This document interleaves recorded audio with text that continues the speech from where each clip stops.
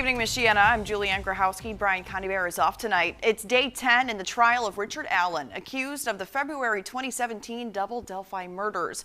No one took the stand this morning, but it was the first time the jury has heard Allen's voice in this trial, as his October 13th, 2022 police interview was played in the courtroom. ABC 57's Annie Kate has been staying on top of trial updates for us. She joins us live in studio to break down the testimony. Annie. Yeah, Julianne, Richard Allen maintained his innocence in the recording played today. At one point saying, quote, he was being interviewed by Steve Mullen and Tony Liggett, who were both previously on the stand for the prosecution, both Carroll County investigators. Allen said on the stand, quote, "You're not going to find anything to connect me to the murders." It's also the first time the jury gets to learn about the man on trial, Richard Allen. He grew up in Mexico, Indiana. He was in the Army National Guard, and he worked at the local Delphi CVS before his arrest. They asked him about his mental health struggles, something the defense will talk about later. He went out to the Monon High Bridge on February 13th, 2017 to look at the fish, he said in this interview. He even talked to a DNR officer about his location after the investigation started, saying he saw 3 girls near the trailhead. One would later testify to seeing Bridge Guy at the trail that day. Allen started saying things like, "Sounds like I'm going to be the fall guy," in his interview. And I know you want closure with the family, and I think it's like you think I did it. They asked to search his house. He says no, they'd need a warrant. He cuts the interview short, saying, "We're done here," even calling Liggett an expletive.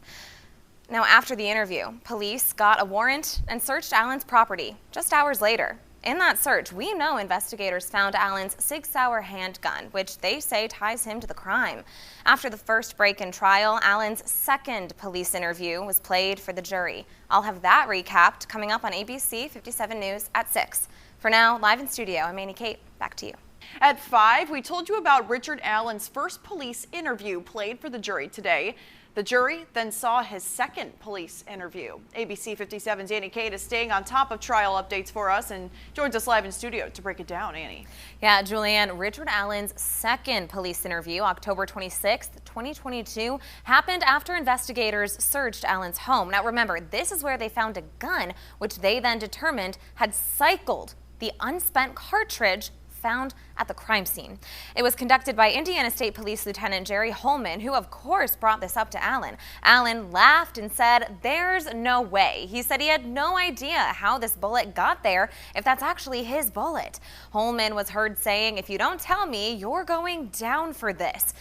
Allen said, quote, "There's no way a round from my gun was anywhere near the girls. You're trying to say I murdered 2 girls. I'm done. The damage is done.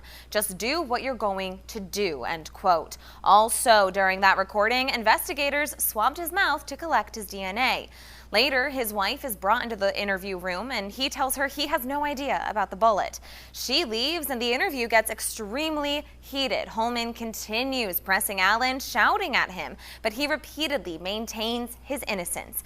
Allen says, quote, "I'm not going to admit something I didn't do," end quote. Holman says to Allen, "You're guilty and I'm going to prove it." Then the video ends because it was redacted, but Allen is arrested at this point, even though police said he was arrested October 28th, not the 26th. So in the case the prosecution is laying out, Allen has steadfastly maintained his innocence. Now we know from pretrial hearings I attended this summer, the prosecution still has dozens of prison confessions they plan to show the jury. Now they claim details in his confessions are details only the killer would know. They start to get into this in the afternoon session of trial, which I will recap tonight on ABC 57 Night Team at 10 and 11. But for now, I'm ABC 57's Annie Kate reporting live in studio. The jury was shown 2 police interviews before Allen's arrest. In those recorded interviews, Allen maintained his innocence, growing agitated as the questions continued. ABC 57's Annie Kate, who has been staying on top of trial updates, breaks down the rest of today's testimony.